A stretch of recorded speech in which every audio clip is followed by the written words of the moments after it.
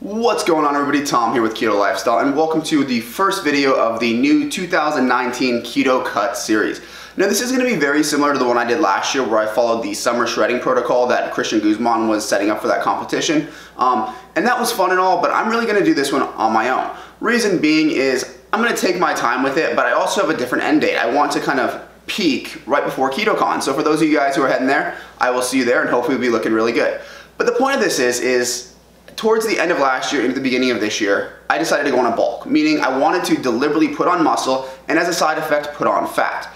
Now, I had lost a bunch of muscle when I lost the 125 pounds. There's just nothing you can do about that, but I put on a lot of it again. So now I want to strip away this layer of fat that I put on and just kind of see where my physique has changed. So this series I'm going to go through every week, weigh myself, show you my ketones, kind of go through how many calories I'm eating, what kind of workouts I'm eating, and take you around my daily life. So they'll all be kind of full day of eating videos. Maybe I'll show you guys some cool things, some trips I go on, whatever. It's going to kind of be free form, but the idea here is just to give you an idea of like a day in the life of my keto cut, just a sneak peek once a week. And as a bonus, I'm probably going to end up showing you guys the finished product of the recipes that I will be releasing on Saturdays now, because I'm usually filming them on the weekends anyway, so give you guys a little incentive to hang out and watch these videos. But for now, it is time to head to the gym. So I'm going to give myself a pre-workout, head there, and I'll catch up with you guys later.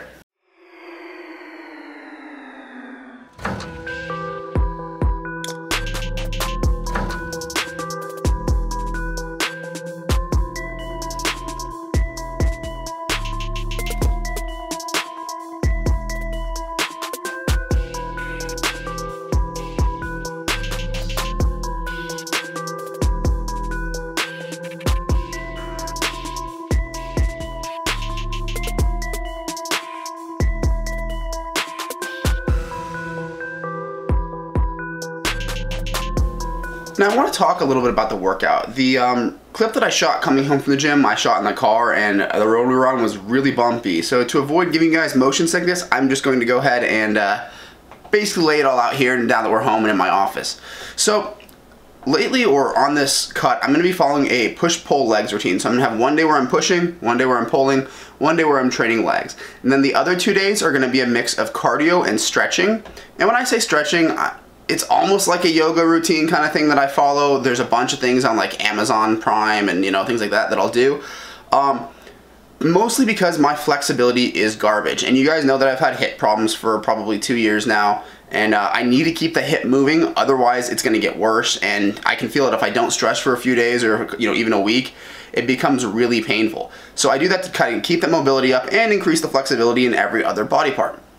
Additionally, I'll train my abs on those days and I'll go for, a run, something like that. Those are kind of I'm not lifting weights, but I'm still working out days. And then I take 2 days off, Saturday and Sunday primarily, to just kind of let my body recover. So today was actually a pull day. So I did like pull-ups, rows, curls, those kind of exercises. You guys can find a bunch of free push-pull leg routines on the internet if you're curious. Now what I will say is, I do not film in the gym, and I know a lot of YouTubers do, and that is fantastic for them. I mean, Logan Delgado, Goody Beats, you want to watch some good workout videos from a keto man, he's got great ones. My reason for filming, or for not filming them, is because when I was morbidly obese, I was very self-conscious in the gym. I was very uncomfortable. Even going in there and seeing people who could actually move weights made me uncomfortable. I felt like I didn't belong there. So the last thing fat me would have wanted would have been some guy in there running around with a video camera and I'd be dancing around trying to avoid being in the shot. It would have just made things a lot harder. So for that reason, I try to be respectful of the other people at my gym. And if I ever get the opportunity to go in there at like midnight because I've got a 24-hour access card, maybe I'll film some workouts. But to be respectful to everybody else in the gym, I choose not to film my workouts. But if you guys ever have questions about them, leave them in the comment section. But I think the best thing I can do is tell you when I modify my plan. But right now it's a 3-day push-pull leg routine with 2 days of stretching, abs, and like kind of mild cardio. But anyway, sorry that clip from the original shot didn't work out, but I feel like it was much better for the quality to just sit down and record it here. We are back from the gym, and I'm gonna get some food in me before I run up and shower, and then I think we're gonna go run out and go to the 7 Magic Mountains with a friend of mine who is a travel blogger. But for that, let me just talk about what I weighed in this morning, and I'm gonna put it up on the screen right here. So I came in at just over 236. Now this is about the same weight that I started at last year, but I'm gonna put up on the graph as well where I was at towards the peak of my bulk, because this actually isn't like the first week of my cut. The past 2 weeks I've been trying to get back down to maintenance calories, and it's resulted in quite a bit of weight loss. And also at that peak number that you're gonna see on that graph, let's be honest, that was not really keto. That was a night of free alcohol at the blackjack table, which led to some bad decisions. You get what I'm saying here, right? So I'm not really counting that, even though it looks like I weighed in at like 246 or something on that chart. That was with carbs and a night of partying, so don't worry too much about that. But what I have for lunch here is 2 hamburger patties with some cheese, and then one of them is seasoned with this peppered habanero grill spice from Fresh Jack's. Discount code in the description. They make really high quality spices, guys, and I absolutely love them. The other one is seasoned with the Grill Master. And both are really tasty, so I kind of like to have 1 burger of each. Additionally, what I'm having for lunch is some of this. This is a cookies and cream bar right here, if I can get it to focus in on that. And this is a white chocolate bar, and this is going to be the recipe for next week. Now, something interesting for you guys is I have a full chocolate bar right here, right? This is about 3 ounces of chocolate, and it comes in at a total of 4 net carbs. And that might even go down a little bit because I'm playing with the recipe a little bit still. But figure 3.5 to 4 net carbs for a 3-ounce bar. Guys, a full bar of Lily's chocolate is 2.8 ounces, and that's, I believe, somewhere in the neighborhood of 8 net carbs for the whole bar. So I'm really stepping it up with this, and I think you guys are gonna absolutely love that recipe. But I'm gonna go and eat my food here, and then I'm gonna run upstairs and take some measurements and kind of give you guys a real good starting point of where I'm at. And as a note here, a lot of people ask this because I always forget to mention it. I am 6'4", so my numbers may look a bit funny. You know, if you're 5'7" and someone weighs 235 pounds, that seems like a lot, right? But at 6'4", that's not too bad for me. I mean, granted, I am carrying a little bit of extra weight right now, and I'm right around like 19 to 20% body fat. But 235 at 6'4" looks a lot different than 235 at 5'8" or whatever. So anyway, grabbing some food, gonna hit the shower, and then we'll take some measurements. Well, we are here upstairs in the bathroom for the first physique check of the 2019 keto cut. So basically, I just want to show you guys what I look like now, and we'll see what I look like towards the end. Now, fortunately, I don't think I look as bad as I did at the start of last year's cut, considering about the same weight, but we'll see. So to start things off, you know, just standing here, flex my abs a little bit. There's very little, if any, ab definition at all. I've pretty much lost all that. At around 20% body fat, I'd expect that. Now let's check out the biceps. Little bit of definition of the biceps, nowhere near as much as I would like. We'll go to my chest next. Tricep.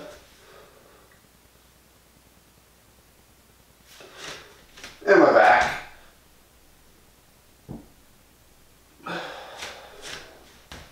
So that's just to give you guys kind of a starting reference of where I'm at.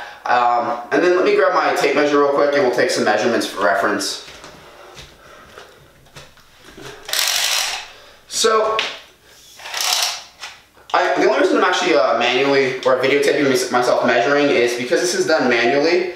Something like stepping on the scale where it just logs on my phone. Figure I wouldn't bore you guys with it since I can just show you the raw data from my phone. But if you want me to videotape that as well, just for proof, let me know, I can totally do that. So, right around my belly button is just about 39 inches, it's about 39.25. Next we will do my chest.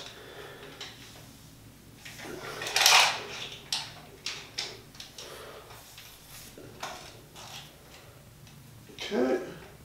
That is right at 42 inches. Then let's do my neck.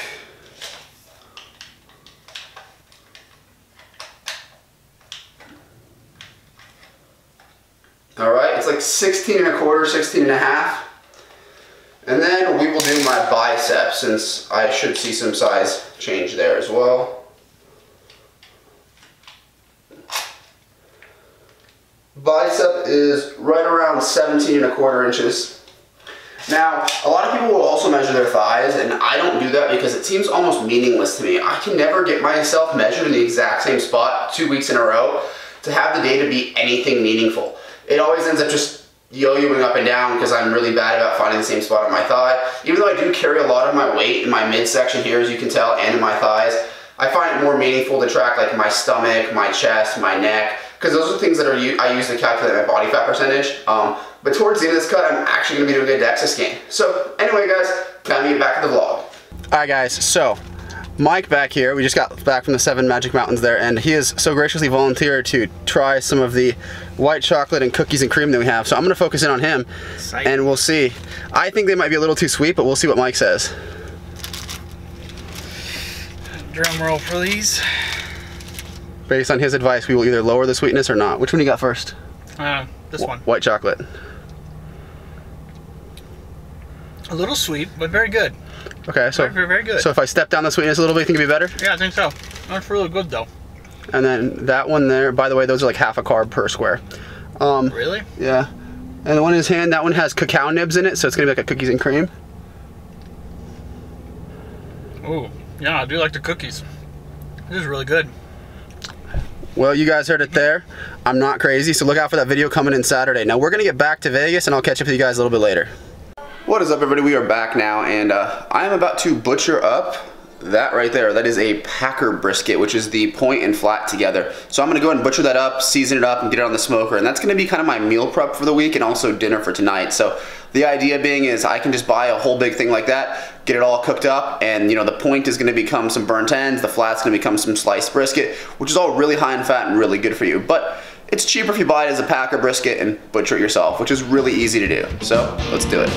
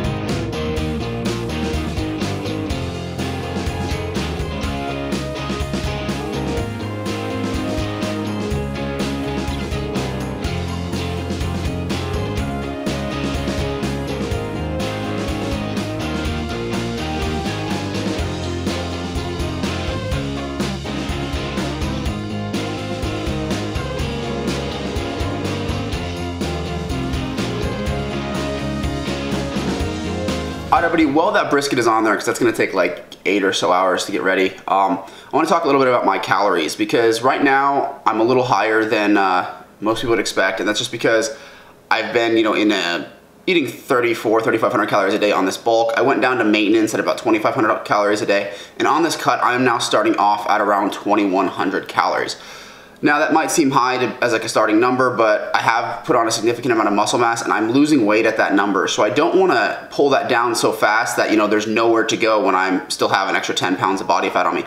I want to do this really slow. So I'm starting with, you know, 300-400 calorie deficit, eating 2,100 calories a day, doing some cardio a few days a week, you know, that kind of stuff. And I'm going to try to bring that down as much as I can. Once I stall out on that, then I'm going to go ahead and drop that down to 2,000, 1,900, 1,800, 1,700, you know. Every time I stall, I'm going to drop it by 100 calories. But just to prove to you guys that I am doing this with keto, because there's always going to be skeptics out there, I'm going to go ahead and test my blood ketones real quick. This is a Keto Mojo. There's a lot of different versions or a lot of different blood ketone meters out there, thankfully. But I've had this one for a long time. It works pretty well. There's a new one that I think Goody Beats is promoting called Keto Coach. I really don't care what you guys get. I don't have any affiliates with any of them. But this is the one that I use if you're curious. So go ahead and prick myself.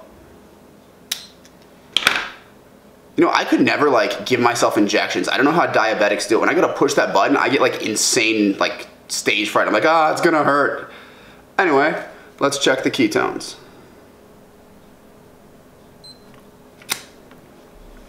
Hope y'all can see that. Yeah. So I'm right about 0.7. I'm not sure why it won't. There you guys go. So for me, that's actually pretty low, but I will say I just ate about an hour and 10 minutes ago.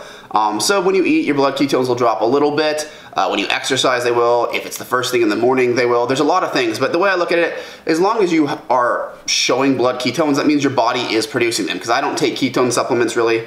That's not going to affect these numbers. So if you're over 0.5, you're good. A lot of people say, oh, you need to be over 1.5, or, you know, between 0.5 and 1.5 is nutritional ketosis.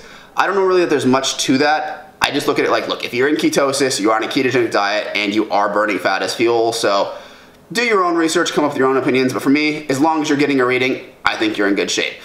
But with that, guys, I'm gonna go kind of take care of my day, watch a little bit of television, relax on this Sunday, whatever I need to do, and I'll check back with you when that brisket's about done.